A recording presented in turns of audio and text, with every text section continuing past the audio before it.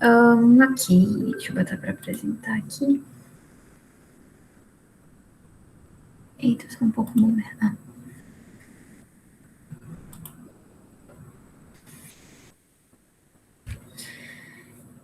Perfeito, gente. Seguinte, essa é uma formação mais sobre táticas que elas podem vir eventualmente a serem úteis enquanto você estiver responsável pelas primeiras falas, do que efetivamente algo relacionado a modelo, embora a gente vá tratar isso também aqui dentro da formação aos pouquinhos. No final das contas, eu quis fazer essa formação mais porque eu acho que ela é um compilado das coisas que eu aprendi com o tempo no movimento de debates que de fato funcionam e que, para mim, que eu já dou um spoiler para vocês, eu não era a pessoa que fazia primeiro-ministro, líder da oposição, eu não fazia nem extensão, então, tipo, eu era adjunta e o IP até um ano atrás. E depois, quando eu troquei de dupla, né, eu passei a duplar com o Juan, nós dois éramos muito ruins fazendo primeiro-ministro e extensão. E aí a gente fez uma troca e no final das contas ele me deu um golpe e eu passei a fazer as duas funções. No final das contas, essa é uma formação para quem tinha muita dificuldade e sofre também, digamos assim, dentro de uma perspectiva de enfrentar alguns obstáculos e não saber exatamente o que fazer em relação a eles quando você está nas primeiras casas. E para sair um pouco daquela resignação de tipo, olha, peguei primeira casa, então eu vou com sorte tirar um segundo. Terceiro e quarto é o mais provável. É isso que eu quero que vocês saiam desse estado. E eu acho que algumas dicas que a gente vai dar ao longo dessa formação, elas são consideravelmente, enfim, úteis dentro desse processo. Gente, para quem não me conhece, eu sou a Julia Ribeiro, eu sou vice-presidente da Oficina de Debates da UFC, sou também graduanda em Direito pela Universidade Federal do Ceará, pelo quinto semestre, eu tenho 19 aninhos.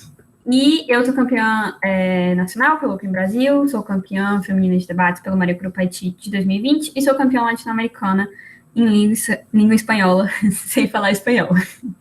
Seguinte, eu quero começar fazendo exatamente essa reflexão que eu já iniciei um pouco com vocês.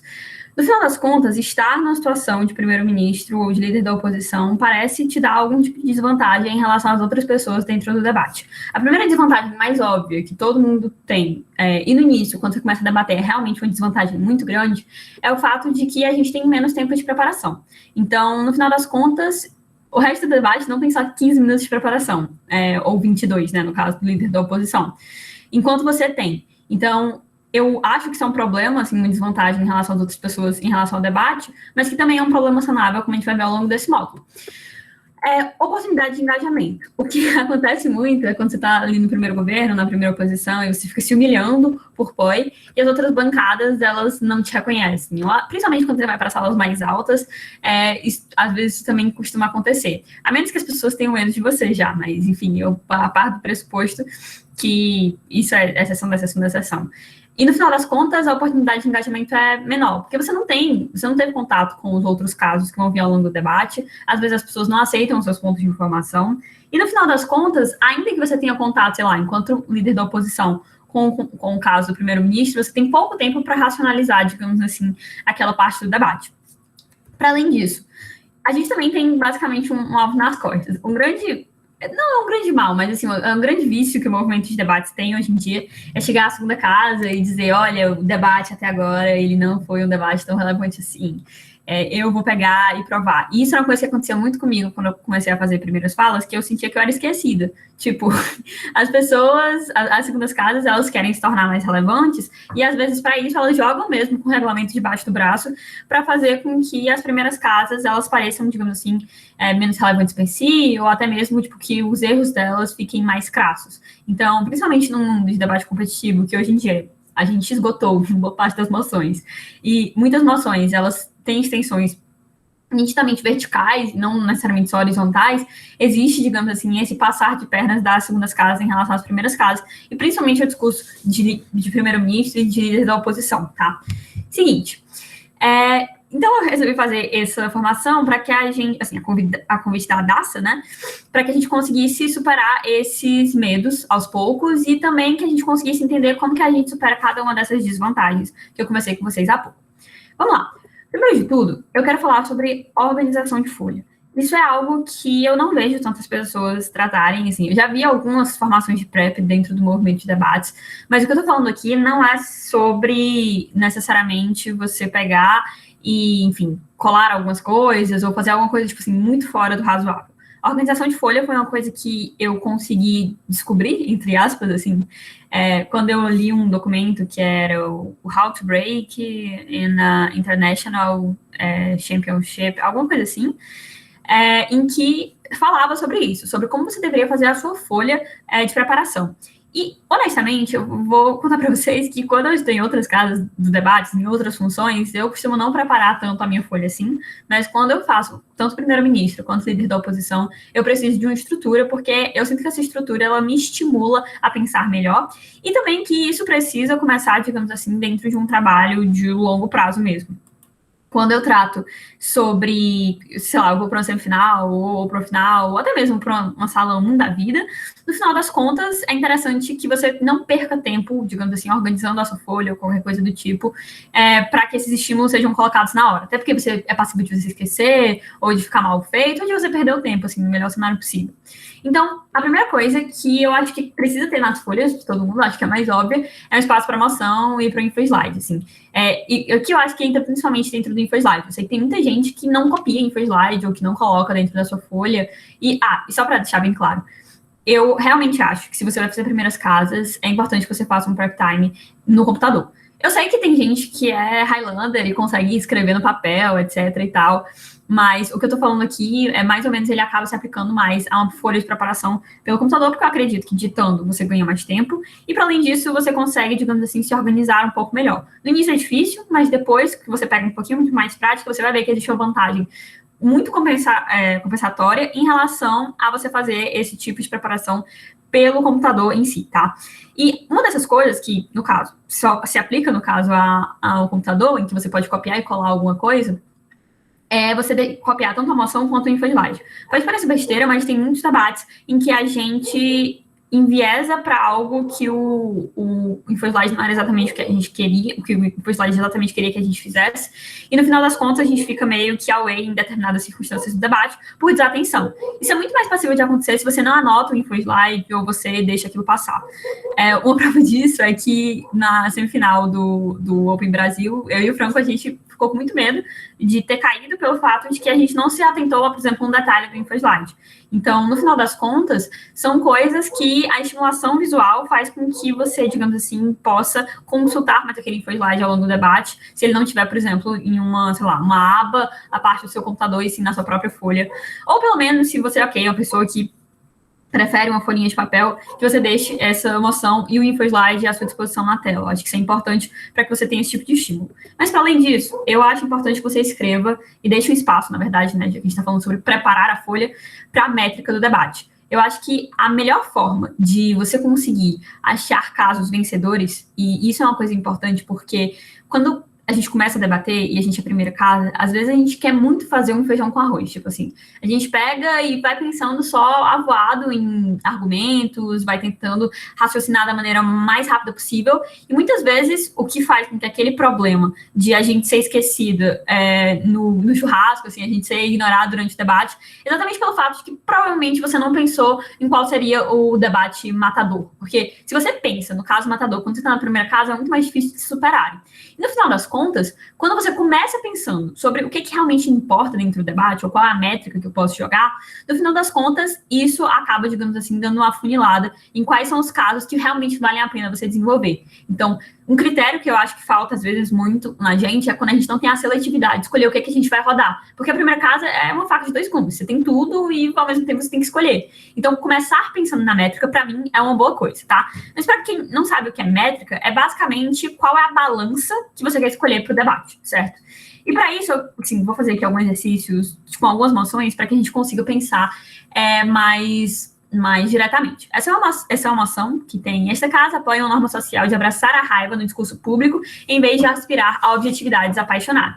Não pensem que uma métrica é algo que simplesmente é uma coisa muito difícil de achar no debate, ou é algo que, enfim, vocês só vão conseguir fazer isso quando vocês forem muito, muito, muito experientes. Não, a métrica é literalmente aquela primeira ideia que te vem durante o debate, aquilo que parece ser central. Se, enfim, fosse uma fotografia, o que chamaria mais atenção em um primeiro momento? Se a gente está falando aqui sobre uma norma social de abraçar a raiva no discurso público, provavelmente a gente está falando sobre política, concordam comigo? Já que discurso público ele se torna relevante a partir do momento em que ele tem impactos claros dentro da vida das pessoas. Então, ok, vendo essa noção, pensando dentro do âmbito político, quais são métricas que eu posso jogar dentro desse debate? Isso também é uma coisa importante dizer. O debate, ele não necessariamente tem só uma métrica. No final das contas, ele pode ter várias métricas diferentes e ganha quem justificar melhor. Então, por exemplo, esse debate eu posso usar uma métrica de em que mundo existe mais engajamento político. Isso é uma métrica possível, porque é possível que você prove como que, com o engajamento político, a gente tem uma melhor construção, por exemplo, de políticas públicas, ou a gente tem, por exemplo, um melhor fazer político, etc. e tal. Então, no final das contas, a gente está falando aqui sobre algo que pode gerar um bônus para a sociedade. Mas também existe outra possibilidade, que é eu falar assim, em que mundo o debate político é mais racional? Se vocês concordarem comigo, quando a gente tem debates mais sobre propostas do que sobre pessoas, potencialmente é mais produtivo. Ok, que existem casos à parte, etc e tal, que pode não ser exatamente assim, mas no final das contas, quando a gente tem um debate mais objetivo, a gente consegue chegar a soluções mais diretamente. A grande questão é, Ju, ok, eu entendi que esse debate é sobre política, mas como é que eu escolho entre uma métrica e outra? Na verdade, às vezes, você, a depender do lado do debate em que você tá, você escolhe. Então, olha, se eu quero mais engajamento, provavelmente eu tô falando sobre ser governo. Se eu quero mais racionalismo, provavelmente eu tô falando sobre ser oposição. Então, no final das contas, não ganha quem caiu do lado certo da métrica, mas quem consegue justificar melhor. Então, num debate como esse, se você vai usar isso de parâmetro para fazer seu discurso, é importante que você traga essas justificativas acerca de por que isso de fato importa.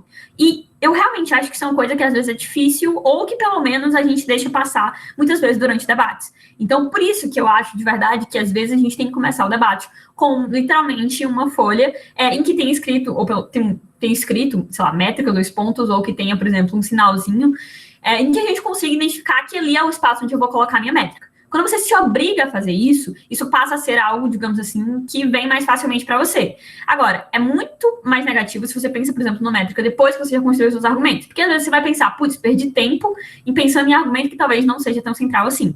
Quando você internaliza o que é o foco do debate antes, você pode até não ter uma solução no argumento lá na hora, tipo assim, automaticamente, mas no final das contas, você vai meio que internalizando que aquilo é importante para dentro do debate. Sabe quando você, sei lá, briga com alguém e você escuta algo que você não queria ouvir e depois, quando você pensa de cabeça fria, você diz, poxa, é verdade. Então, por que você consegue fazer isso depois? Pelo fato de que você internalizou essa ideia aos pouquinhos. Então, se você começa o debate pensando sobre isso, eu acho que vai ser muito mais fácil que você consiga estar dentro do foco desse tipo de discussão quando você vai internalizando isso como um todo, tranquilo? Então, não existe métrica única, não existe um bicho de 7 cabeças na hora de escolher uma métrica, é literalmente as coisas mais intuitivas que vem à sua cabeça em um primeiro momento, mas claro, assim, isso, obviamente, no primeiro momento vai ser um pouquinho difícil, mas depois, quando a gente for adquirindo maturidade dentro do debate, vocês vão ver como se torna um pouquinho mais fácil. Coisas que podem te ajudar a identificar a métrica. Primeiro, grupo afetado, problemas temáticos e princípios. Então, no final das contas, o grupo afetado funciona tanto naquela lógica de stakeholder, de qual é o caso, digamos assim, qual é a métrica que vai afetar mais pessoas, qual é, assim, eu estou querendo trazer um impacto para o maior número de indivíduos, ou às vezes também por um viés de vulnerabilidade. Então, ok, eu posso não estar querendo mudar o mundo como um todo, mas eu estou basicamente querendo garantir, digamos assim, direitos básicos ou melhor garantia de vida para um grupo que já tem um ônus social como um todo. Então, se você começa, digamos assim, identificando esse ponto vulnerável, esse ponto super impactado dentro do debate, é algo que pode te ajudar a pensar um pouquinho em métrica. Problemas temáticos, certo? Então, no final das contas, existem alguns debates em que existem alguns gabaritos. Então, por exemplo, quando a gente está falando sobre debate meio ambiente, é muito comum que você chegue lá e diga assim, olha, o que é que vai ser, digamos assim, o que vai proporcionar a sobrevivência do planeta Terra como um todo. Porque a gente sabe que existe, digamos, já uma noção de que a gente está numa bomba relógio e que, no final das contas, se a gente não fizer algo a respeito disso, a gente vai ter, por exemplo, grandes impactos negativos. Então, existem alguns debates em que você já consegue, digamos assim, gabaritar quando você vê um pouco a noção. Ju, é um debate sobre água, é um debate sobre APP, é um debate sobre, sei lá, energia renovável. Mas se a gente tem em todos eles, digamos assim, uma constante sobre o meio ambiente, provavelmente uma métrica sobre a sobrevivência do planeta Terra, ela é algo bom e justo de se aplicar durante o debate. Que não é uma fórmula de bolo, é óbvio que vão ter debates em que isso não vai se aplicar, mas você consegue ver com o tempo alguma recorrência desses temas. E também algumas lógicas relacionadas a princípio. Então, no final das contas, aqui eu acho que é o mais difícil de todos, em que você tem que provar que no final, isso aqui se aplica principalmente àqueles debates como esta casa acredita que é legítimo, esta casa acredita que é justificável. Então, você identificar qual é o princípio que rege o debate. E da mesma forma que, no final das contas, você tem que justificar que, no final das contas, é melhor eu ter um debate mais apaixonado, porque ele gera engajamento social e isso é necessário. Quando você vai falar sobre princípio, você também precisa justificar isso como um todo, certo? Então, cuidado em relação a isso. Ok. Outro ponto que eu gosto de fazer é um ponto relacionado à futurologia.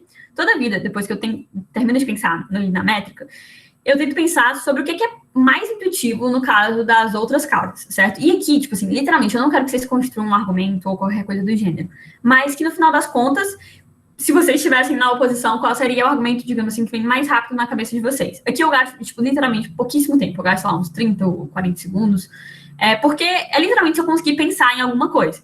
Então, por exemplo, se eu estava lá naquele debate sobre um discurso mais agressivo, é muito intuitivo, por exemplo, que o outro lado da casa, ele vai espantalhar, por exemplo, essa passionalidade que existe dentro do discurso.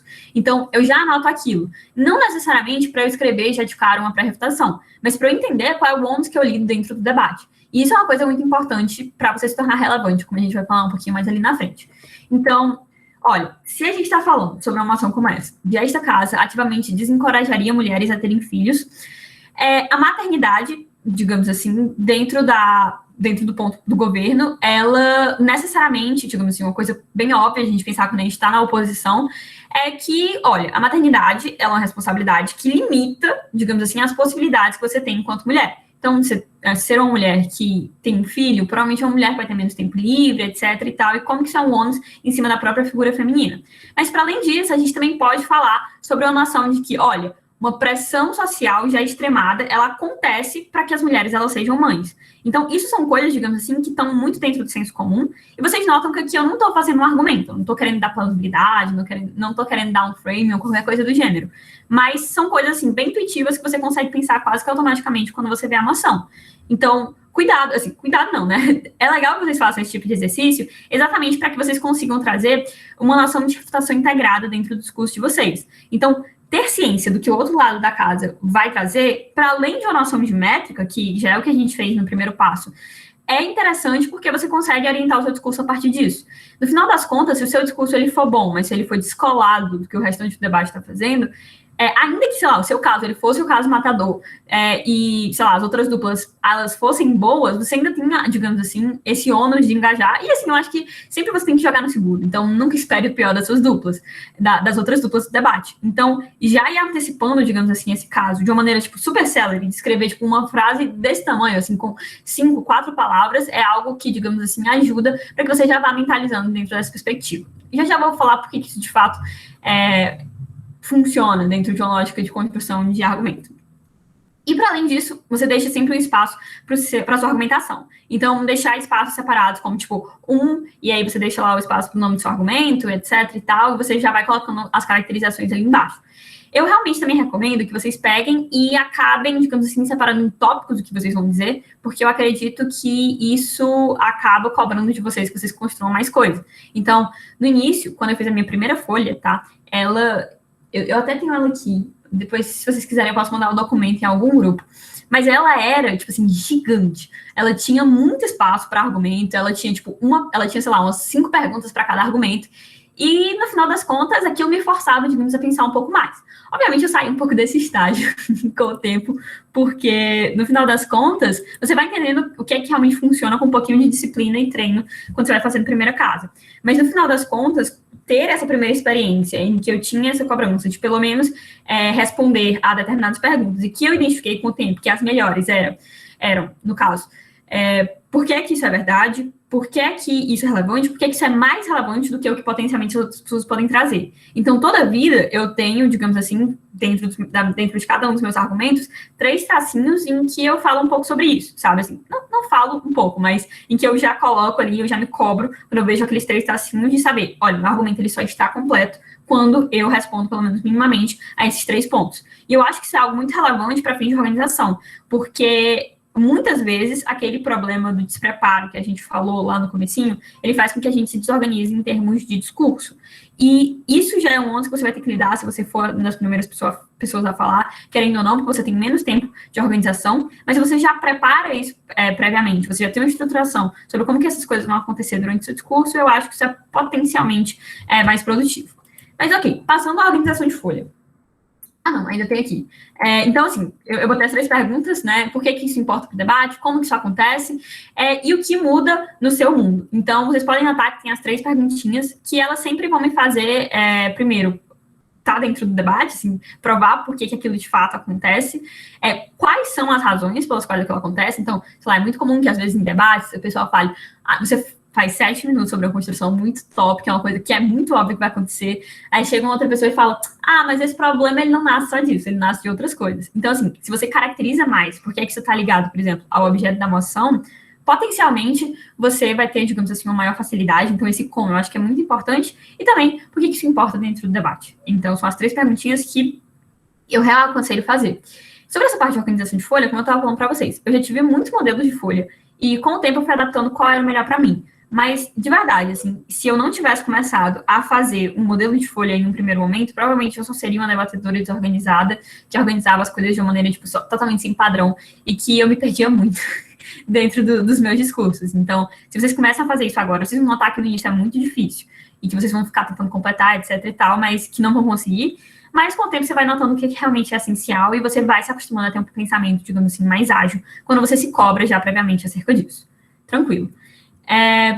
Então, assim, aqui eu botei meio com um formato de como ficaria a nossa folha. Então, ó, aqui eu peguei uma ação, eu coloquei um info-slide, e aqui eu deixei já um espaço para métrica, eu já deixei ali os 2 pontinhos para eu pensar como que isso, por exemplo, pode ser trazido pelo lado da oposição. E, no final das contas, esse 1 aqui representa, por exemplo, o nome do meu argumento. E o XXX seria, por exemplo, a análise que eu daria a ele. Então, eu acho que essa é uma estrutura que causa um estímulo visual que, inclusive, às vezes faz com que você lembre coisas que, se sua folha estivesse totalmente desorganizada, potencialmente você não lembraria. Então, eu acho que isso é uma parada que faz sentido. Tipo assim, sua folha não vai ficar linda desse jeito como tá aqui, tipo, as minhas folhas ficam horrorosas, mas no final das contas eu entendo, sabe? Assim, eu acho que a parada de você fazer uma organização de folha é você entender a linguagem que você cria a partir do momento em que você uniformiza ela, tranquilo? Então, aqui, vamos para o próximo ponto. Gestão de tempo. Como a gente já conversou no início do módulo, a gente tem um tempo extremamente reduzido. Então, eu vejo que muitas vezes a gente não tem muita disciplina sobre como a gente vai gastar o nosso prep time. Então, no final das contas, eu acabei, digamos assim, com o tempo, entendendo que de nada adianta eu conversar 2 minutos com a minha dupla e passar os outros 13 minutos só construindo caso, porque não vai sair muito bom. E, da mesma forma, eu também entendi que conversar, sei lá, 13 minutos e construir 2 também não necessariamente é tão bom assim.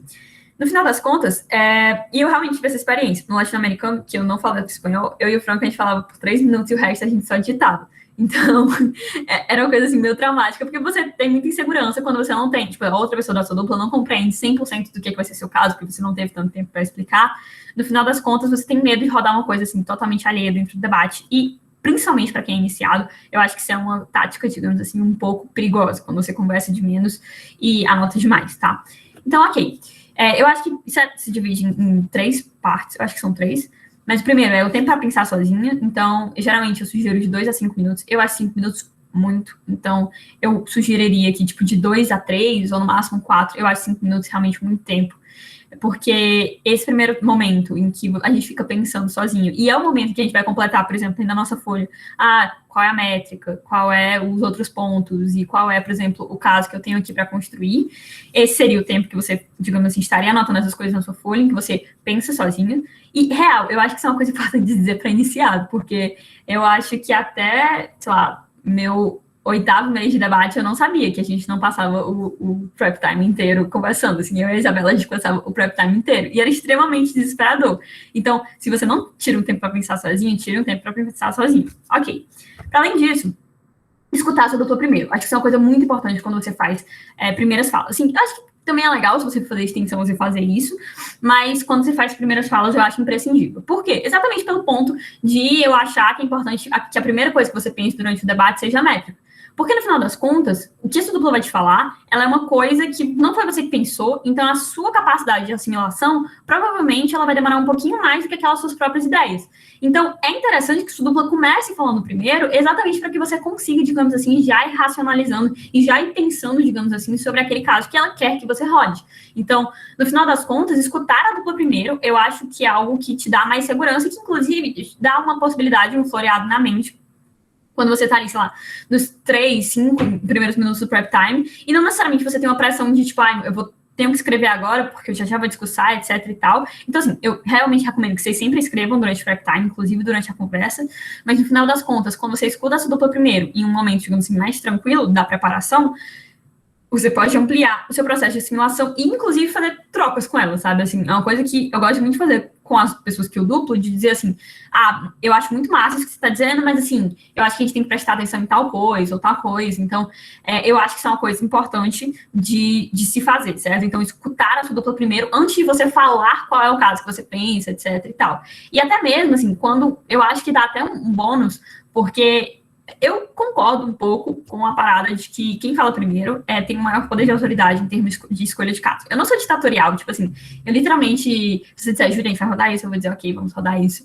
Mas a grande questão é que, no final das contas, se você não concorda, às vezes, com uma coisa que o seu dupla vai dizer, é melhor que você, digamos assim, já seja a pessoa que depois vai falar e que, inclusive, tipo, integra as suas dúvidas sobre o caso dela ao que você acha que é a solução para o debate, do que efetivamente você perder um tempo, tipo, no fim do prep time, discutindo o que é o caso, o que é que não é.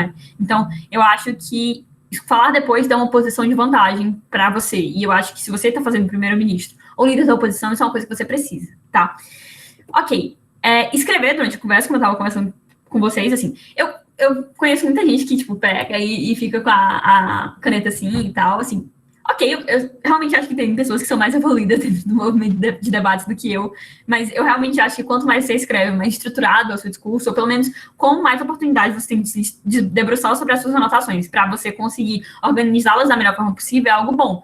Então, se você consegue, por exemplo, quando você está na segunda casa, escrever durante o debate, você também consegue escrever durante o prep time quando você está na primeira casa. Então, literalmente, você tem pouco tempo, você tem pouca oportunidade de organização, e você não pode desperdiçar isso. Então, escrever durante a conversa. Então, na medida em que a sua dupla está te soprando o caso, você já vai, digamos assim, escrevendo.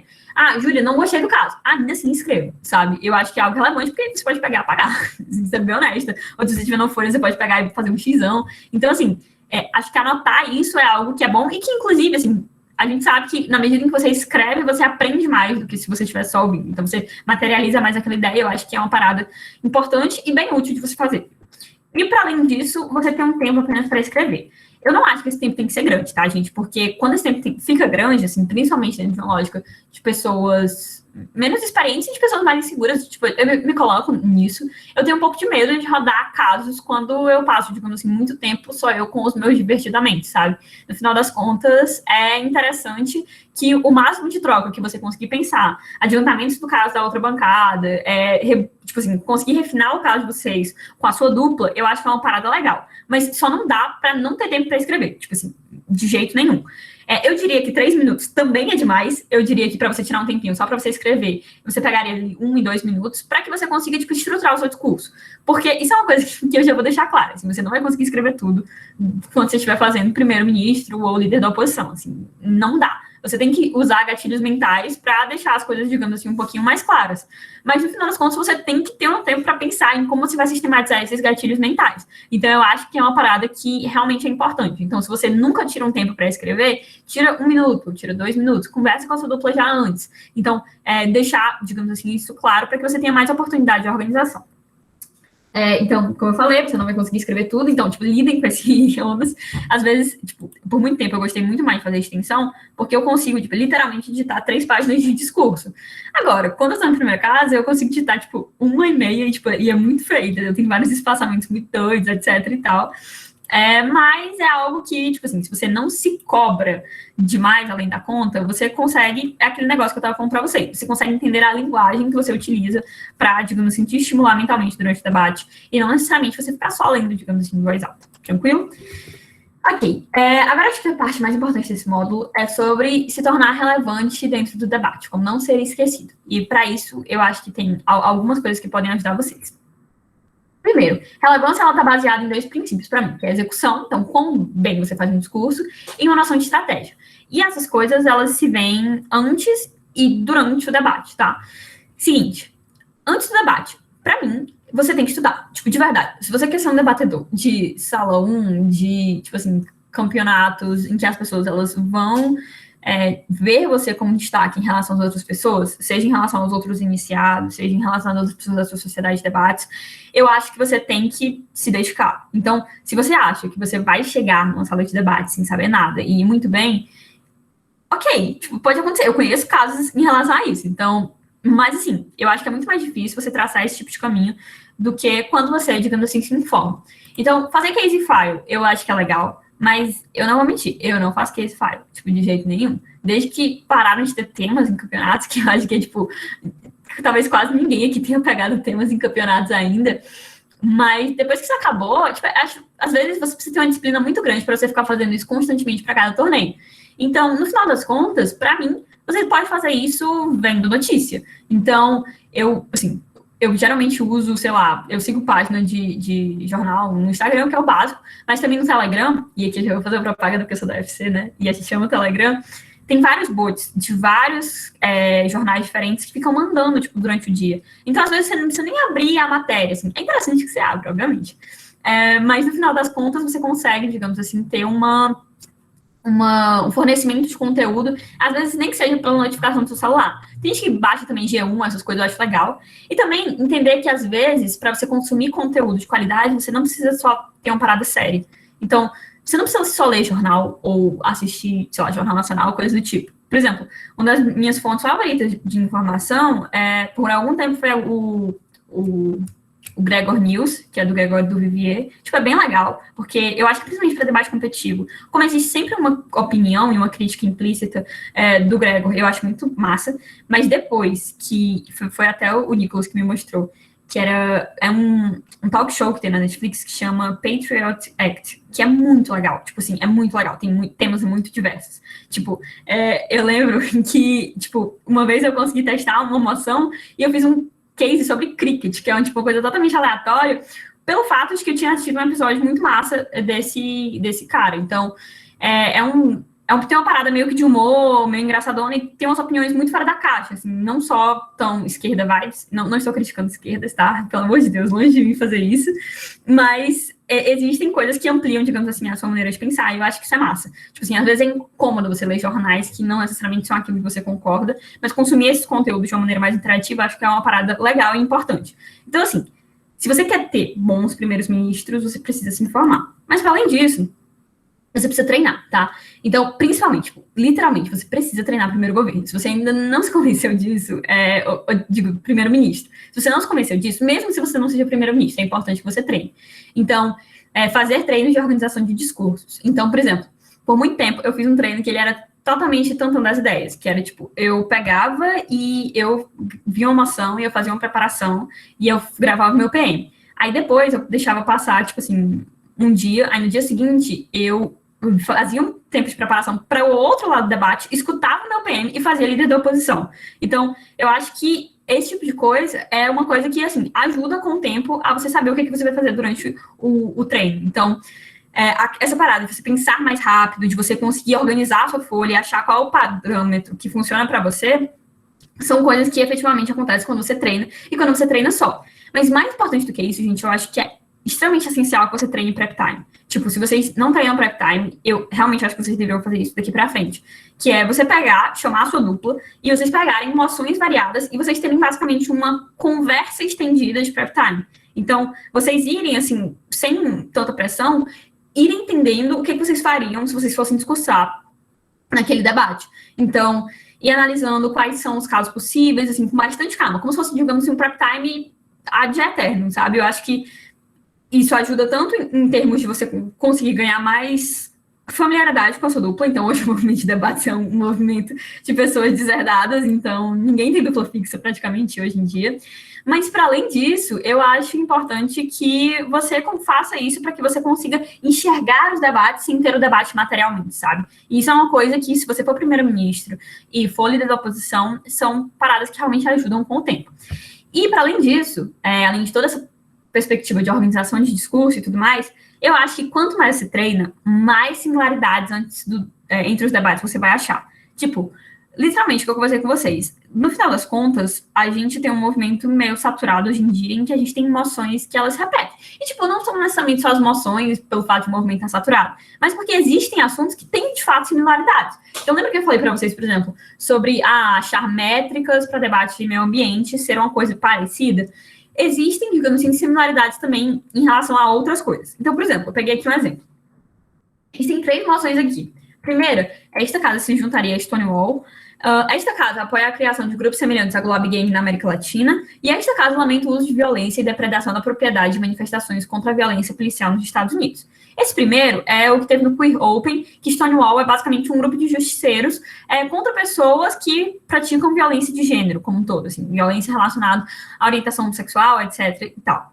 Outro é sobre um grupo feminista que basicamente persegue e aplica, digamos assim, punições e, enfim, violência mesmo contra pessoas que são alvo de impunidade dentro de um sistema penal, por exemplo, falido de determinados países, que acaba sendo extremamente machista e que faz com que agressores, estupradores, eles não sejam, de fato, punidos pelo que eles fizeram. E o último também fala sobre essa questão de violência. Então, notem como durante esses 3 debates existem casos que, tipo assim, tem bandeiras de fundo extremamente diferentes, mas que, no final das contas, todos eles têm uma vertente em comum, que é um ponto de, olha, no final das contas, existe um ônus de violência aqui. Vale a pena a gente trabalhar nisso, não só como algo excepcional, então, tipo assim, é uma manifestação que eventualmente se torna violenta, mas algo que, tipo assim, per si já nasce violento.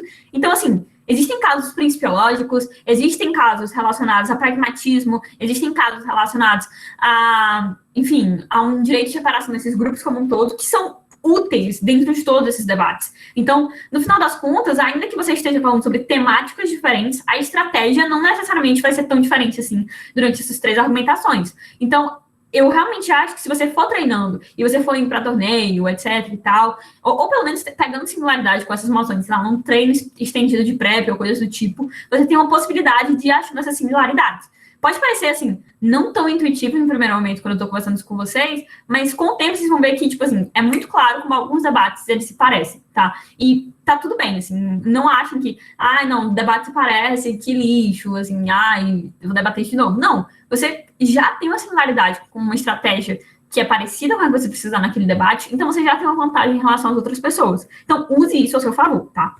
Ok. Durante o debate, o que você precisa fazer para ser relevante? Caracterizar.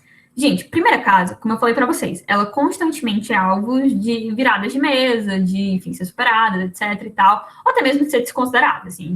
É triste falar isso, mas a gente sabe que muitas vezes determinadas mesas, elas superoneram as primeiras casas pelo fato de que, dentro de uma perspectiva de persuasão, quem fala depois, às vezes tem uma vantagem em cima das pessoas que falaram primeiro. Então, vocês precisam lidar com esse ônus. Isso é uma coisa que nunca vai deixar de existir dentro do movimento de debates, acho eu. Mas, no final das contas, vocês conseguem superar isso a partir do momento que vocês já explicam por que vocês são mais relevantes dentro do debate. Aqui, dentro dessa lógica de caracterização, eu falo basicamente sobre o fato de que você precisa explicar, não só sobre como o seu caso funciona, mas por que ele é relevante. E dentro disso, eu acho que, e assim, eu já uso aqui uma técnica que a gente até, se vocês quiserem comprar, vou fazer um publi aqui. Nosso curso de oratória e argumentação da STD, a gente tem um módulo que chama persuasão. E no módulo de persuasão, é o módulo do João, que a gente ainda vai lançar, aliás, ele é um módulo em que o João explica como que uma maneira de se persuadir as pessoas é você construir uma parada chamada círculo de ouro, certo? Então, isso é uma coisa que é basicamente um tutorial, assim, da Polishop. Quando você pega e aí mostra para você uma situação problema, aí essa situação problema você se identifica, aí depois mostra uma solução e como esse problema ele resolve a solução, o problema que existia no primeiro momento. Então, a mesma coisa você pode aplicar dentro dos debates. eu acho que você se torna, digamos assim, mais relevante a partir do momento em que você começa explicando alguma coisa que de fato parece, digamos assim, ser um óbice, ser um grande problema dentro da vida das pessoas. E como que o seu caso, ele engaja com isso? Ele promove uma melhora significativa? Ele promove uma melhor estratégia para a qualidade de vida de um grupo? Ele melhora, enfim, da maneira que você queira caracterizar. Então, é legal que você já comece os seus debates falando sobre esse viés de caracterização. Exatamente porque, para mim, faz mais sentido dentro de um ponto de vista lógico, mas também porque ele cria, digamos assim, um senso de necessidade dentro do debate sobre, olha, eu vou responder a isso, outras duplas do debate, vocês vão? Então, isso é algo que, para mim, já, tipo assim, me ajuda muito a me tornar mais relevante dentro dos debates. Então, vamos supor aqui, ó. Esta casa, ela unificaria o manejamento de produção de reservas naturais em todo o país por meio do sistema de gestão ambiental da União. Então, ó, o frame que eu falei para vocês, que é mais ou menos uma bomba relógio, coisa relacionada ao meio ambiente, etc e tal.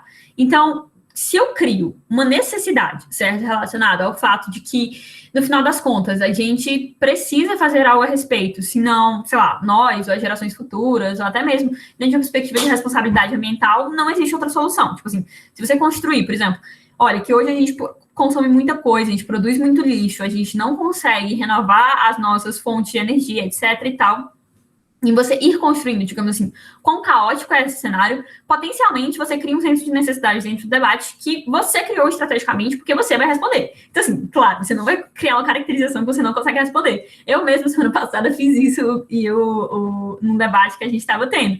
Então, assim, cuidado, assim, é uma faca de dois gumes. Quando você pega e explica por que o debate precisa daquilo, você precisa provar por que você, de fato, vai fornecer aquilo para dentro do debate. Mas se você começa dentro disso e você justifica, digamos assim, e tem esse espaço de caracterização para mostrar como que isso é relevante, ainda que as outras duplas elas queiram te passar a perna, elas vão ter que fazer isso de uma boa forma. Porque, assim, se fica indubitável para a mesa que você está dentro do centro do debate, olha, vai ser um pouco mais difícil de eles desconsiderarem o teu discurso. E ainda que eles consigam, no final das contas, isso vai ser algo, digamos assim, um pouco mais trabalhoso. Então, sei lá, se for para morrer, que seja para morrer atirando, sabe? Então, ó, um frame... Sim, isso é uma coisa que eu quero falar. Existe frame para o debate, não existe frame para o argumento. Então, isso é algo que eu realmente acredito que a gente consiga fazer hoje em dia, e é uma coisa que, a depender do debate, você pode usar só um, ou usar os dois, ou, enfim, decidir o que você faz. Então, assim, um frame geralzão é um frame relacionado ao meio ambiente. Agora, se eu quero, por exemplo, construir um argumento relacionado ao fato de que quem vai ter, por exemplo, uma gestão melhor desses dois recursos. Então, se eu estou disputando aqui, basicamente, um clash de efetividade em torno disso. Eu posso falar que, no final das contas, olha, as políticas estaduais e municipais, elas são menos alvos de investigação ou de, pelo menos, acompanhamento social por parte da mídia, por parte de um bombardeamento, etc. e tal, do que outras, por exemplo, do que outras esferas relacionadas à federal e tudo mais. Então, se eu tenho um escândalo a nível municipal, talvez ele repercuta, talvez não. Se eu tenho um escândalo dentro do governo Bolsonaro, ele vai repercutir. Exatamente pelo fato de que existe uma importância maior de acompanhamento, tipo, midiático e social daquele outro viés. Então, notem como que isso não serve para todo debate. Isso serve para, basicamente, eu construir um ponto relacionado a como que eu consigo, e eu vou, obviamente, precisar justificar isso dentro do ponto, etc e tal, como que esse acompanhamento social, ele é importante para que a gente se contenha diante de eventuais abusos que possam acontecer. Então, o que eu falo aqui é basicamente uma noção de que, às vezes, é importante que você construa esse senso de necessidade, não para o debate em geral, mas também, porque assim, eu sei que tem debates que você vai construir um case só, mas também existem outros debates que você vai construir, digamos assim, vários outros pontos. E não é interessante pelo fato de que você está construindo, tipo, só vários outros pontos, que você sinta que, olha, quantidade compensa qualidade argumentativa. Não é isso que acontece. Então, se você vai construir 2 pontos, construa bem os 2 pontos. Se eles precisarem de caracterização, joguem a caracterização. Ju, eles não precisam, mas seria muito legal se eu fizesse. Assim, eu acho que daria um boom no meu caso. Então, faça. Eu acho que é uma parada que realmente importa.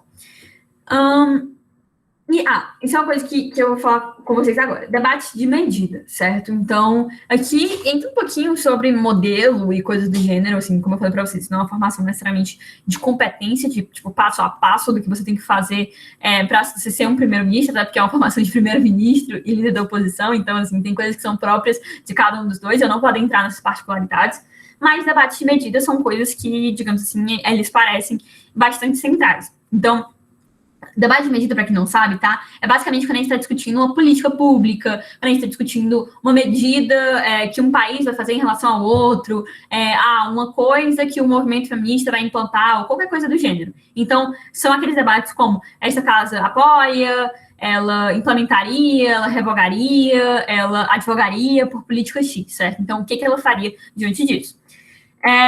Dentro desse panorama, assim, que a gente está discutindo uma solução que o parlamento britânico propõe, digamos assim, para determinado problema social, é muito improvável que a gente consiga resolver todo o problema com só aquilo. Então, por exemplo, aquele outro debate que eu estava falando para vocês, sobre a gente pegar e tirar a gestão enfim, do meio ambiente de uma esfera federal para uma esfera estadual ou municipal. No final das contas, ainda que a esfera municipal e estadual fosse a melhor do mundo, ela não necessariamente ia resolver, por exemplo, o problema da gestão de todos os recursos como um todo. Exatamente porque é um problema que vai além da política que a gente está propondo ou se opondo dentro do debate. Então, é importante que você pegue e tenha, digamos assim, uma noção de você construir como só aquilo, de fato, aquilo de fato vai resolver o problema que a gente está se destinando a resolver. Dentro dessa noção, por exemplo, mais uma moção do Open esta casa apoia a abertura de Cuba à iniciativa privada. Então, se a gente está falando sobre métrica, a gente pode falar, por exemplo, sobre a cobrança da população por uma maior liberdade econômica. Então, hoje em Cuba existem alguns grupos, inclusive dissidentes do Estado, inclusive alguns violentos, que pegam e advogam, digamos assim, por uma menor planificação da economia e coisas do gênero. Outra coisa que a gente tem é sobre como que, no final das contas, dentro de um panorama global, Cuba, hoje em dia, ela é um pouco isolada. Tipo, ok, os Estados Unidos, sobre o regime do Biden, não vai, querer acabar com Cuba. Mas, no final das contas, ela, a Rússia, que, digamos, era um grande aliado, não é mais tão forte. A Venezuela, que era um grande aliado, não é mais tão forte. A China é um grande aliado, mas não um aliado do ponto de vista de abastecimento. Então, assim, são coisas que colocam Cuba numa situação de uma determinada fragilidade. Então, notem como que eu estou construindo aqui, e eu posso ir por dois caminhos, assim, dentro dessa argumentação.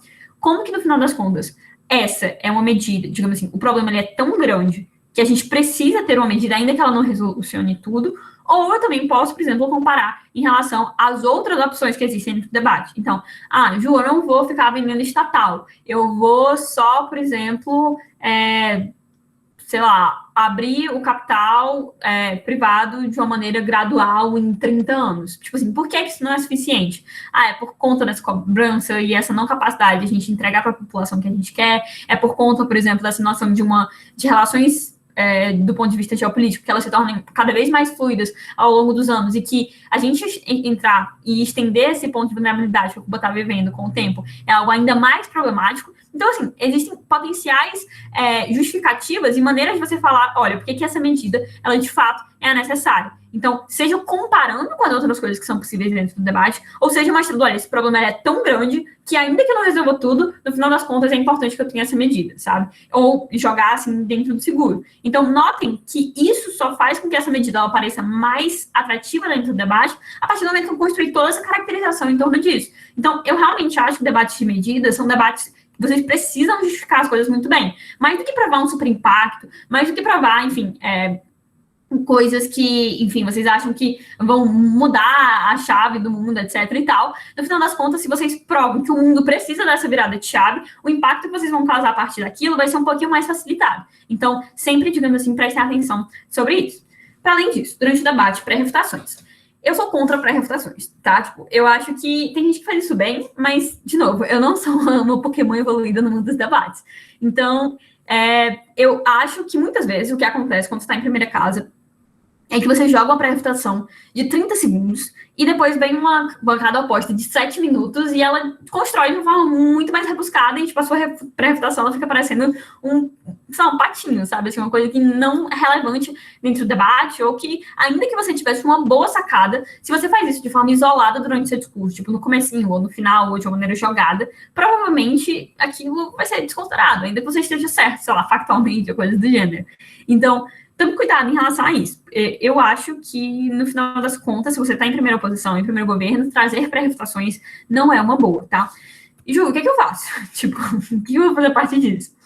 No final das contas, para mim, você pode integrar as suas pré-refutações ao caso que você está construindo. E é por isso que eu acho que você tem que, depois de pensar na métrica, na organização de folha, é importante que você pense um pouquinho sobre os casos das outras casas. Então, ter essas ideias antecipadamente dentro do debate e antes de você construir os seus argumentos dentro do prep time é algo que, inclusive, pode te linkar para responder, digamos, os próprios argumentos que você criou em um primeiro momento.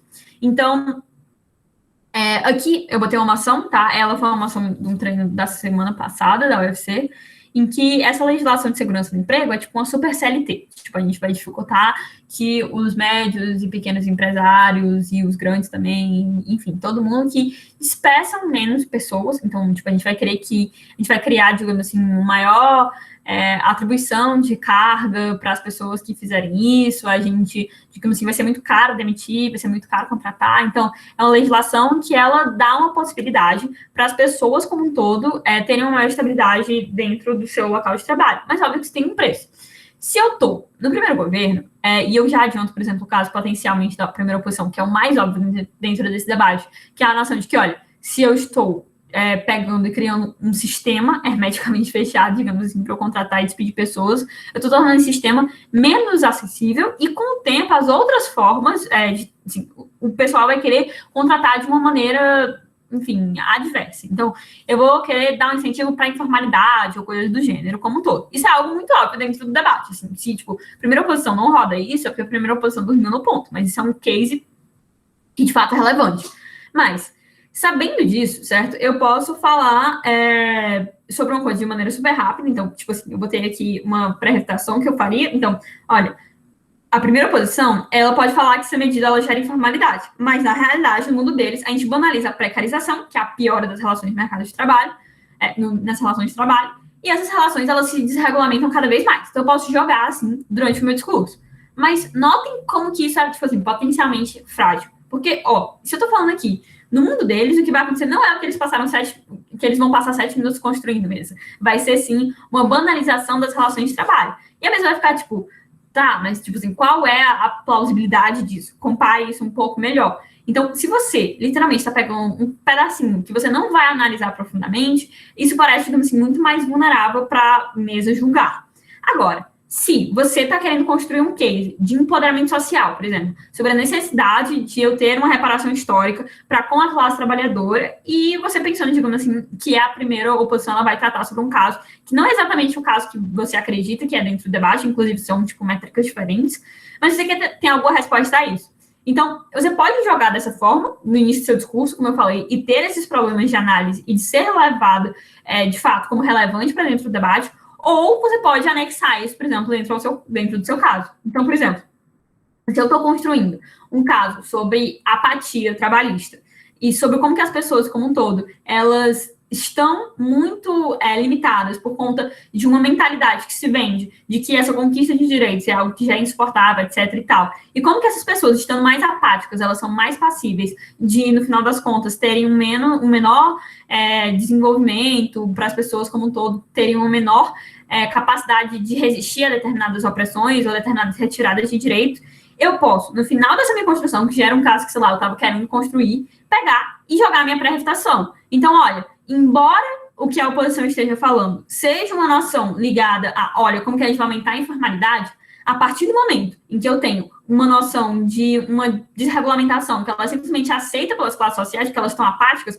a informalidade também é uma tendência dentro do meu cenário. Então, notem como que eu usei toda uma argumentação que eu ia já construir durante o meu discurso e eu linkei com uma resposta que eu queria fazer. Então, eu acho que, tipo assim, nessa perspectiva, para mim, o discurso seu, ele pode ser um pouco de um quebra-cabeça. Você vai encaixando as peças diferentes. Então, aquilo que você pensou lá no início, na sua folha de prep time, e anotou no comecinho sobre qual um caso provável da outra bancada, você pode simplesmente pegar e tentar encaixar ele, por exemplo, dentro da sua própria argumentação. Eu acho que isso dá um ganho persuasivo muito grande. Porque toda aquela caracterização que você deu para o seu ponto, ela não é algo que vai vir só depois e que talvez a mesa, por uma perspectiva de, sei lá, gente é indicador. Às vezes quando a gente debate, a gente é um ato falho, muitas vezes. A gente não consegue dizer exatamente o que a gente queria dizer. Então, já existe esse problema de comunicação. E ainda tem um problema de assimilação, muitas vezes. Então, facilitem a vida dos indicadores de vocês. Se a sua pré-refutação, ela precisa de mais análise, e provavelmente ela vai precisar, tente linkar ela com alguma coisa que você vai falar depois. Assim, seja, tipo assim, no finzinho do seu argumento, ou seja, dizendo assim, mesmo, agora um disclaimer. Eles falam tal coisa, etc e tal. Então, assim, deixe, digamos assim, isso dentro do prato principal, sabe? Então, não sirva a sua pré-refutação de aperitivo para que seja esquecida dentro do debate. Assim, faça com que ela pareça mais robusta. E eu acho que a maneira mais eficiente de você fazer isso é injetando ela dentro da sua própria argumentação, tá? E principalmente isso dentro do primeiro caso, quando eu comecei para vocês, que vai ter que engajar de alguma forma. Assim. Tipo, se você pega, engaja de uma forma tipo, satisfatória e já joga, digamos assim, para as outras bancadas do debate, elas não terem que refutar só a sua pré-refutação, mas também todas as premissas que você fez, por exemplo, dentro do seu caso, elas provavelmente também não vão fazer pré-refutações muito boas. Então, isso vai gerando, digamos assim, uma bola de neve para os seus competidores, que eu acho que é uma coisa interessante de fazer quando a gente quer ganhar o debate. Então, no final das contas, isso é uma parada que, de fato, eu acho que ajuda, e também ajuda frente a você não ser espantalhado, porque uma coisa muito chata é quando você constrói uma pré-refutação ou você constrói alguma coisa dentro do debate, as pessoas elas falam que você falou outra parada. Então, é mais passível que a mesa identifique que aquilo é um espantalho se toda a análise que você deu para aquilo não é, digamos assim, nebulosa, mas é algo tipo, que está afirmado dentro da sua própria argumentação, sabe? Então, é algo que, para mim, dá tanto uma maior possibilidade de engajamento dentro do debate, como também uma maior proteção frente a espantalho, que a gente sabe que acontece. Então, assim, não contem com a indicação. Tipo, eu adoro vários indicadores de ofício que tem pelo movimento, mas assim, a gente sabe que nem sempre a gente vai ter essa possibilidade de ter uma boa indicação. Enfim, acontece. Todo mundo tem atos falhos. Então, massa. E para além disso, eu queria falar para vocês sobre um pouco da relação de contraproposta. Aqui é um pouco sobre a noção que parece com aquela parada da medida que eu falei para vocês. No final das contas, a contraproposta, ela pode ser construída dentro do debate, certo? De uma maneira estratégica. Então, primeiro de tudo, nem todo debate tem contraproposta, tá? Não fique inventando contraproposta quando não existe necessidade disso acontecer. E no final das contas, você pode fazer essa análise de medida, como eu estava mostrando para vocês. Então, provar como que a sua contraproposta ela se relaciona mais ao problema principal do debate. E para que você consiga endereçar isso de uma maneira bem legal, é legal que você também traga, por exemplo, um viés meio que de caracterização para essa sua contraproposta. Então, quando a gente está falando sobre determinadas argumentações, você, digamos assim, se você quer trazer algo que já está fora da caixa e que, às vezes, tipo, de verdade, as contrapropostas, elas não são previsíveis, às vezes, dentro do debate, é interessante que você explique qual é o fato fundador daquilo e explicar, sobretudo, a noção da multi-excludência. Então, ok. Contraproposta, ela, primeiro, tem essas três fases. A primeira, avalie se é necessário. Então, tipo assim, se for um debate que não precisa de contraproposta, não faça. E, tipo, nem todo debate vai caber contraproposta. Muitos debates valorativos, por exemplo, eles não cabem contraproposta de jeito nenhum. Então, se aquilo não é necessário para você ter uma boa construção dentro do debate, não faça. Outra coisa, explique o modelo da sua contraproposta. Aqui você vai ter que definir que nem o primeiro-ministro ele tem que definir determinados debates de medida. Então, deixar assim, super claro.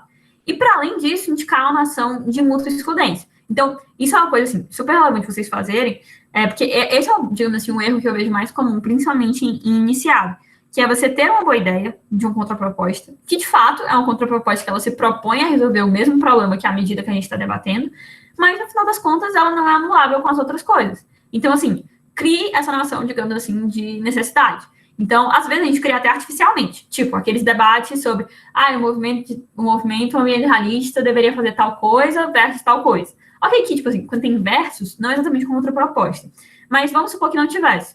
Para que você consiga provar, de fato, por que aquilo é necessário dentro do debate, você precisa dizer como que aquilo se anula com a medida que a gente está discutindo. Então, é o fato de, a gente precisa lidar com o movimento ambientalista, ele não vai ter recursos que abarquem as duas propostas. Ou que, sei lá, o movimento feminista, ele não vai conseguir seguir, por exemplo, as duas vertentes, porque elas vão para caminhos distintos e, às vezes, contraditórios. Então, assim, indicar qual é o fato de que isso exclui outras coisas, certo? Então, como que a gente faz isso? Aqui tem, por exemplo, a moção. Esta casa, ela daria anistia a dissidentes de movimentos políticos violentos em troca de remover o seu direito de votar ou concorrer para cargos públicos em eleições. Então, exemplo, a integração das Farc na Colômbia. No final das contas, como que eu construo quais são duas propostas, contrapropostas, no caso, que a gente pode rodar na oposição? Primeiro, esta casa, ela daria anistia irrestrita, ou seja, eu não estou condicionando isso a uma remoção de direito político. E outro esta casa não anistiaria os dissidentes. essas duas coisas são mutuamente excludentes com o que a gente está discutindo. Por quê? Porque existe uma política que ela está sendo feita para um problema social, que é um problema, por exemplo, da violência, que é causado por grupos que são paralelos ao Estado, e eles tentam resolver de maneiras diferentes. Então, não tem como eu dar anistia para todo mundo, ao mesmo tempo que eu dou anistia de maneira irrestrita, sem cobrar contrapartida, e ao mesmo tempo cobrar essa contrapartida. Então, nesse debate, por exemplo, assim, tá bem evidente porque que essa contraproposta ela é automaticamente excludente com o que a gente está falando. Ou, por exemplo, essa casa não daria anistia aos dissidentes. Então, explicar como que, de fato, os dissidentes, eles são anistiados e têm os direitos políticos removidos, ou a gente não anistia. Então, no final das contas, existe alguns debates em que isso está mais claro. Só um adendo. Ju, qual é a contraproposta certa? Não importa. Tipo assim, pode ser qualquer uma das duas. Inclusive, foi a grande polêmica, né, do Rio Proem, da facada do Bruno, que ficou marcada aí na história, que foi o fato de que, tipo assim, enquanto a Jazz, ela rodou um caso, eu não lembro exatamente quem rodou o quê, mas enquanto um rodou para esse primeiro exemplo, o outro rodou para o segundo exemplo. E assim, a gente sabe que a segunda oposição não tem contraproposta. Então, assim, eles teriam que ter seguido meio que uma onda da primeira casa. Então, a mútua excludência aqui, ela existe entre a contraproposta possível e a moção, que é uma medida, e entre as contrapropostas que são possíveis. Então, assim, fiquem atentos em relação a isso, porque, por exemplo, esse caso que a gente está provando a mútua excludência é exatamente pelo fato que não passam duas coisas, duas soluções para o mesmo problema. Outras coisas que podem estar menos intuitivas. Esta casa apoia a fundação de um Estado indígena independente da Amazônia, com apoio do governo brasileiro. Então, uma contraproposta que você pode fazer quando você está na oposição é dizer assim, olha, que esta casa, na verdade, ela não faria isso. Ela ampliaria fortemente as políticas públicas brasileiras para a preservação dos povos tradicionais. Então, também existe uma excludência aqui, Ou o governo brasileiro apoia esse processo de independência, ou o governo brasileiro ele vai pegar, por exemplo, e ampliar as suas políticas voltadas para esse grupo em situação de vulnerabilidade. Agora, essa é uma contraproposta que você tem que tomar cuidado quando você for construir. Porque você não só precisa dizer assim, a gente pode fazer tal coisa, mas provar porque isso é plausível. Então, dizer como que existe lá um dever do governo brasileiro, como que existem, por exemplo, grupos como o Greenpeace, Greenpeace não, né? Que não tem muito a ver com o grupo indígena, mas como já existem, por exemplo, coletivos de proteção indígena, que no final das contas, hoje em dia, pressionam o governo, como que hoje a pauta indígena é uma pauta muito mais da esquerda do que era, sei lá, há 40 anos atrás. Então, como que existe uma crescente desse potencial interesse, sabe? Então, até mesmo quando isso não estiver, digamos assim, tão em evidência, no final das contas você pode provar como que isso é plausível. Então, muitas das contrapropostas que vocês vão ter que fazer na vida de vocês, elas não necessitam só da mútua excludência ou só, digamos assim, de uma análise de modelo, mas uma análise de plausibilidade. Então, tomem cuidado em relação a isso quando vocês estiverem fazendo, principalmente líder da oposição. E, de novo, segunda oposição, não tem contraproposta. Não rola em contraproposta. Vocês vão, tipo assim, quartar quase que automaticamente na mão de muitos juízes, tá? Então, aqui. E das últimas dicas que eu queria dar para vocês é você fingir ser bom em primeiro-ministro, assim, convencer as pessoas que você sabe o que você está fazendo. Eu sou uma pessoa que, eu até brinco com os meninos, o Juan diz que eu sou uma pincher quando eu estou debatendo. E, no final das contas, eu sou, assim, principalmente quando eu estou em primeira casa, não pelo fato de que eu fico muito raivosa durante os debates, ou que eu seja uma pessoa, tipo, raivosa. Vocês não vão me ver com raiva, provavelmente, a não ser que vocês sejam meus amigos, vocês vão me ver muito com raiva. Mas, assim, em campeonato presencial, essas coisas, eu sou muito, muito, muito de boa. Mas, quando eu vou fazer discurso de primeiro-ministro, principalmente, eu me sinto muito insegura. Tipo, muito, muito, muito, muito mesmo. Tipo, hoje em dia, eu acho que comecei a fazer primeiro-ministro há uns 8, 10 meses atrás, e eu ainda me sinto muito segura. Então, como que eu faço para lidar com esse ônus, assim? E eu acho que quem nasceu para ser primeiro-ministro é, às vezes, a pessoa que dentro da dupla, ou, tipo assim, a outra pessoa faz a sua dupla, né? Faz muito mal a posição de primeiro-ministro, ou, no caso, você é uma pessoa que, de fato, tanca as coisas, sabe? Dizer assim, ok, é uma coisa meio ruim, mas eu vou fazer, tá tranquilo. Então, geralmente, as pessoas que são primeiro-ministro são por acaso. Então, tudo bem até aqui. A grande questão é fake it until you make it. Mas a grande questão para mim é que, às vezes, parecer que eu tô falando mais ríspida, ou parecer que eu tô falando mais emocionada, coisas do gênero dentro do debate, são coisas que me dão confiança. Então, eu, às vezes, adoto, por exemplo, esse tipo de estratégia para que eu consiga me levar mais a sério, entendeu? Não é a prática, eu vou intimidar as pessoas. Não, tipo assim, mas é pelo fato de que, no final das contas, para mim, se eu, sei lá, falo seriamente, engrosso a minha voz, falo às vezes de uma maneira rápida, às vezes eu metralho em primeira casa, isso é até um tiro no pé. Mas no final das contas, isso foi muito importante para que eu conseguisse desenvolver algum tipo de autonomia enquanto primeira-ministra, sabe? Então, se hoje em dia eu consigo fazer um discurso sobre tropicalismo, e, tipo assim, eu amo Tropicália, e no final das contas passar, tipo assim, 7 minutos muito pé da vida xingando, é pelo fato de que isso é uma estratégia que, para mim, faz sentido. Assim. Hoje em dia eu já consigo discursar um pouco mais calmamente e tal, mas as primeiras vezes que eu consegui, digamos assim, fazer isso foi usando esses apelos emocionais. Ok, vocês não precisam discursar rápido ou com raiva ou qualquer coisa do tipo, mas achem o que é que torna vocês mais confortáveis dentro dessa posição, sabe? Porque pode parecer que não, mas a pessoa que está no primeiro-ministro, ou no líder da oposição, é uma pessoa que tá muito tensa por dentro, sabe? E eu só acreditei nisso, tipo assim, quando que existiam pessoas que realmente ficavam tensas, quando eu conversei com a minha inspiração no movimento de debates, que no caso é a Sophie, e ela me falou que, assim, caso vocês não conheçam, a Sophie, ela era a dupla de Casimiro, ela foi terceira melhor debatedora, ela foi segunda melhor debatedora já em CBDs, ela já ganhou o brasileiro, então, assim, ela, pra mim, sei lá, ela brilhava os meus olhos dentro da STD, e ainda brilha, mas no final das contas, ela foi uma pessoa que, pra mim, me disse que quando ela ia fazer primeiro-ministro, ela ficava extremamente insegura. E eu não acreditava nisso, principalmente quando eu era o iniciadinho, a calorinha. Então, o fato de que a Sophie fala, e ela é muito chique, gente, sério, se vocês tiverem a oportunidade de falar com a Sophie, vocês vão amar. Mas ela falava de forma ainda mais polida e ainda mais calma, exatamente pelo fato de que ela estava extremamente nervosa. Então, ela queria transparecer uma ideia de que convencesse ela própria de que ela não estava, por exemplo, nervosa de fazer aquilo. Então, eu acho que encontrar esse conforto para dentro do debate é uma coisa que pode ajudar vocês, assim, e pesquisem, assim. Eu sou a pessoa que eu me sinto mais confortável gritando por 7 minutos. Tem outras pessoas que se sentem mais confortáveis passando essa situação, digamos assim, de um semblante de tranquilidade. Mas o fato é que você precisa acreditar em você mesmo. Tipo assim, acredite que a pessoa, sei lá, você tá fazendo líder da oposição, a pessoa que tá fazendo primeiro-ministro do debate, ela também tá surtando, entendeu? Então, assim, mesmo na sala 1, mesmo, sei lá, na sala de top iniciados, vocês vão ver que isso é uma função que ela é difícil de cumprir para todo mundo. Mas se todo. Isso, às vezes, para mim, é até uma coisa que é boa. Porque se todo mundo é meio ruim em primeiro-ministro, você tem uma possibilidade de se destacar com o tempo, se você se dedicar. Eu realmente acho que é dedicação e estratégia. Não é nada fora da caixa, não é sobre talento, não é sobre, tipo, nada disso. É literalmente sobre você pegar e se dedicar e dizer, ok, eu posso, enfim, ser a menos pior aqui. E você vai aproveitando debates com o tempo. Assim, hoje em dia, eu assim, nunca achei que eu falaria isso na minha vida. Quando eu estou na sala alta, eu prefiro ser a primeira bancada, porque eu me sinto muito mais segura, porque os métodos que eu consegui desenvolver com as minhas duplas, de a gente conseguir fazer um bom primeiro discurso, no final das contas é algo que me dá uma vantagem em relação ao debate como um todo. Então, aquilo que eu conversei com vocês, de serem os mais azarados do debate, para mim, hoje em dia, não é necessariamente tão verdade.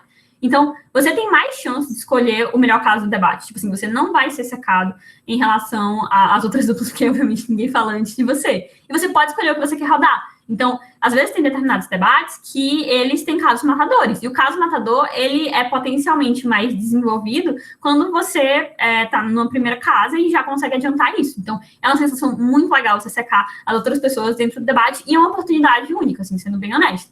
Então, é aquele negócio, né? O melhor caso só depende de você. É meio ruim no começo, mas com o tempo você vai notando que o fato de as pessoas não estarem se colocando no seu caminho e não sendo, tipo, um obstáculo tão grande para você, eu sinto realmente que, tipo, ajuda. A gente consegue distribuir ônus. Então, por exemplo, eu toda parada com vocês sobre caracterização, sobre respostas que você coloca dentro do debate, explica por que elas realmente importam. E as outras pessoas vão ter que engajar. Então, assim, você não tá só, as outras pessoas não vão só mais estar discutindo ou debatendo ou criando o discurso delas, mas tendo que racionalizar em cima do que você falou, porque se você enquadra bem o debate, tipo, não, assim, é muito mais difícil você ser desenquadrado ou de você ser tido como menos relevante, porque quem explicou que aquilo era importante foi você em um primeiro momento, e para além disso, você consegue ter mais concentração em termos de engajamento. Então, é muito ruim quando você está fazendo extensão, assim, de novo, existem super homens e mulheres maravilhas no movimento. Mas, assim, para mim, eu acho um horror quando eu tô escrevendo minha extensão e eu tenho que ficar escutando o caso de outra dupla de uma maneira dividida em relação à minha atenção. Então, você consegue, de fato, se concentrar em fazer o seu POI, e você consegue, de fato, concentrar em fazer o seu caso quando você tá nas primeiras falas. Então, assim, eu acho que é uma parada que realmente ajuda, e também em relação à sua própria dupla. Então, por isso que hoje em dia eu acho que as primeiras casas elas são uma coisa assim muito legal. Elas são algo a ser superado. Não existe, digamos assim, uma grande magia em torno disso, mas sim um processo de dedicação, de estudo, e eu acho que vocês conseguem fazer isso tranquilamente. Não existe magia, não existe questão de talento, tipo, de verdade. Nos meus primeiros debates, eu lembro que eu virei o IP adjunto porque eu era muito ruim fazendo primeiro-ministro. Tipo assim, eu pegava e definia as coisas totalmente erradas, ou qualquer coisa do tipo, e era vergonhoso. E a Isabela virou a primeira-ministra, e aí depois eu só fui considerar isso depois. Então, com o tempo, vocês vão vendo como que isso é algo que é meio que para todo mundo. Então, se você acha que não consegue fazer primeiro-ministro agora, você consegue sim, tá? Assim, seja bem tranquilo e enxergue quais são as coisas boas que, de fato, existem por detrás disso tudo. Então, era isso que eu tinha para dizer, gente. Se vocês tiverem alguma pergunta para fazer, vocês podem fazer. Estou à disposição.